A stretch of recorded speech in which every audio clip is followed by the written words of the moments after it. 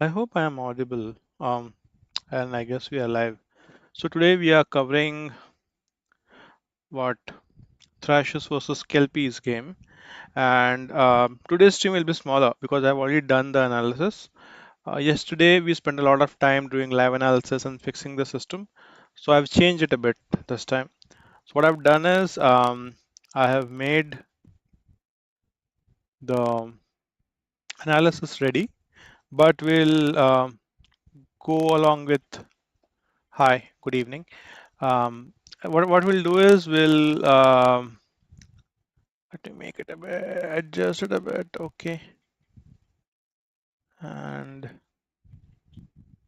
yeah, so here is the analysis screen. Let me close this one. And we actually ran a pretty longish analysis. It ran for what 16,000 seconds, so like 4-5 hours. We went frame by frame, 83,528 frames analyzed. We did a full match mode, pretty low frames per second. We are running it locally on our system. Um, this video is what 46 minutes 24 seconds long. This is a Thrashers versus Kelpies under 16 game. As you can see here, the duration 46 minutes 24 seconds. The source is 30 frames per second, at which it's recorded. We identified the turf color, we identified the spatial color. Pretty high possession compared to Kelsey's. Thrashers did have a high possession. You can see some of their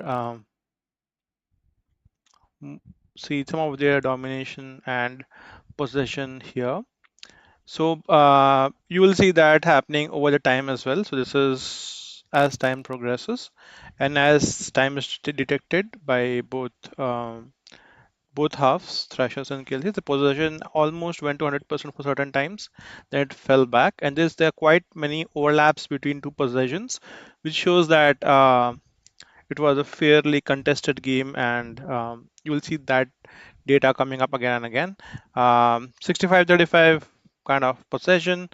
Um, Ball zone heat map shows a lot of, and this is a moving camera, so this is not a fixed camera. So there may be an error. For example, a lot of the density of players on the left side or on the right side, it may cause these two heat maps. Let me make it a bit larger. It may cause these two zone densities to be higher because the camera moves and you have not been there in the stadium face to face with or on the ground to map these four coordinates.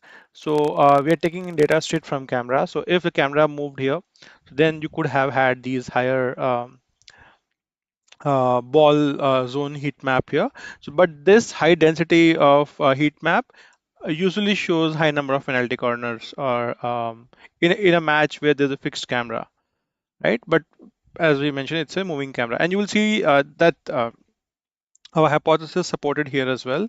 You will see a lot of time spent in left defensive, left attacking, left midfield. The entire left part felt a lot of action or saw a lot of action. There were a lot of, uh, if I can say, ball control issues and where possession was lost. And so left attacking, left midfield, and left defensive, and almost zero on the right side, very less on that attacking front, right? Um, if you see the ball trajectory, again, this is because of the camera angles.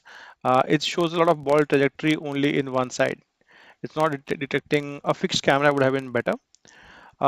Player count stays pretty even. Steven, the camera does capture a lot of players, almost 10 players in some time, and which includes goalkeeper and maybe one forward. Ball detection rate was very good, almost 100% ball detection. Distance covered was even Stevens between both Thrashers and Kelseys. Um, on an average, the ball side was on the right a bit more as compared to the left, and this is for the entire match duration. Let's quickly go to match insights. Thrashers held the ball for 65% of the track possession versus 35% for Kelsey's. Very high gap across 13,000 tracked frames. It's a significant insight for the coach. We use spatial clustering for classification because sometimes the colors got a bit similar when camera was trying to pan across. Um, of course, the position numbers have some uncertainty, but it will be on this on the lines of this percentages, right? Then there are some notable insights that even if they had 65% of the tracked possession, only 1% of their own possession time was spent in the attacking third. Ideally, we should see that a team that has a high tracked possession should spend more time in the attacking third, right? So this is something which coaches can take a look at in terms of ball passing and making attacking formations. And we talk a bit about formations on our second part of the analysis, which we are not covering here. Thrashers gained possession majority in minute 13, held it for 4 minutes, around 90% possessions. When Thrashers gain the possession, they did have a majority and dominant portions here. And in the report, we'll have screenshots so we can see where those possessions were. And Kelsey is gaining possession majority in minute 27. So it was again, Kelsey is had it for 8 consecutive minutes in terms of possession majority. Which shows that in the passage of play there were small semi games or some shorter plays in a larger match, right? Contested possession, ball detected accounted for around 93% of this part, and observation longest unbroken possession for 27 seconds from 36:54 to 37:21. So if you have a ball for 27 seconds, ideally you should go ahead and score. So that is something that we saw happening, right? So we saw Thrashers uh, getting 2-0 majority pretty soon. 1-0, and then they had 2-0 straight bang in front of the goal. Kelsey's had a longest unbroken run of around 20 seconds. They haven't been able to convert that into goal. They were like 140 plus items that require human review, but those are because of the camera angle. For example, visible player count dropped below 9, 4 frames, because of course the camera moved in such a direction that the visible count of players dropped below 9. Why is this an anomaly for Rourkela Hockey Pro? It's an anomaly because AI usually perceives lesser number of players on the field with a green card, right? Or some kind of a caution or penalty. But that's not the case here. It's just that there was some occlusion because of the camera angles, right? Um, yeah, and this actually tells the whole story. If you see the dominance that Thrashers had over Kelsey, 60-40, 63-37, 66-34, it was like there was only a small part of the play, around 25 minute to 35 minute, when the entire pendulum swung in the direction of Kelsey's. So there was 25-75% possession, 8% and 92% possession, and these 10 minutes were when the Kelseys looked most likely to score. And there were missed opportunities, broken formations, incorrect ball passing, um, longer pass when shorter dribbling is would have been better. So there are a lot many coaching events that coaches can take a look at and then guide the players. But the just see how the momentum shifts from 35 to 40. It from 892 just completely switches towards Thrashers at 88% and 12.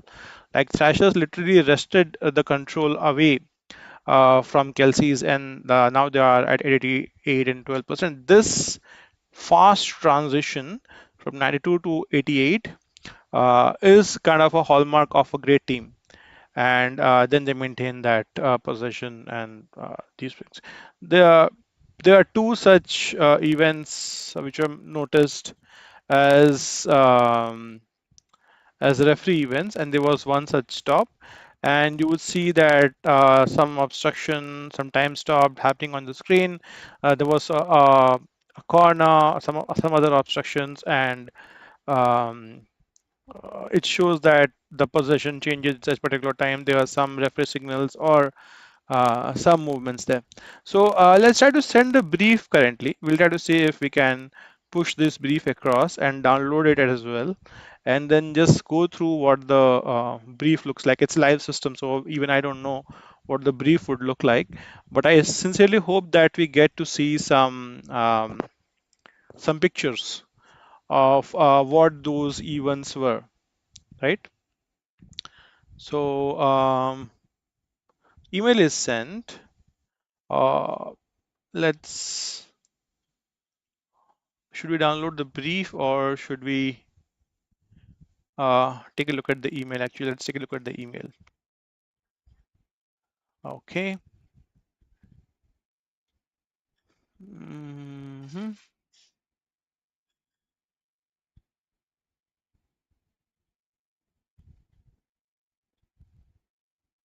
It's taking forever to load.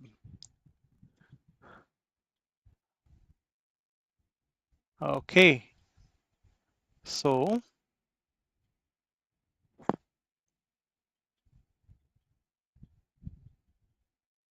I guess in the interest of time, let's use this HTML directly, right? So we do have an observation here, and we do have a couple of screenshots. This is a screenshot of a frame where we can clearly see possession and uh, play, I guess, from Thrashers, and the second at 12:26, right? These key observations and some um, some screenshots. So that's all for today. This is the halftime brief. I'll put it across on the YouTube as a comment. But I hope you had good fun looking at all these data points and analyzing the game of Thrashers and Kelsey. Thank you so much. See you tomorrow with another game.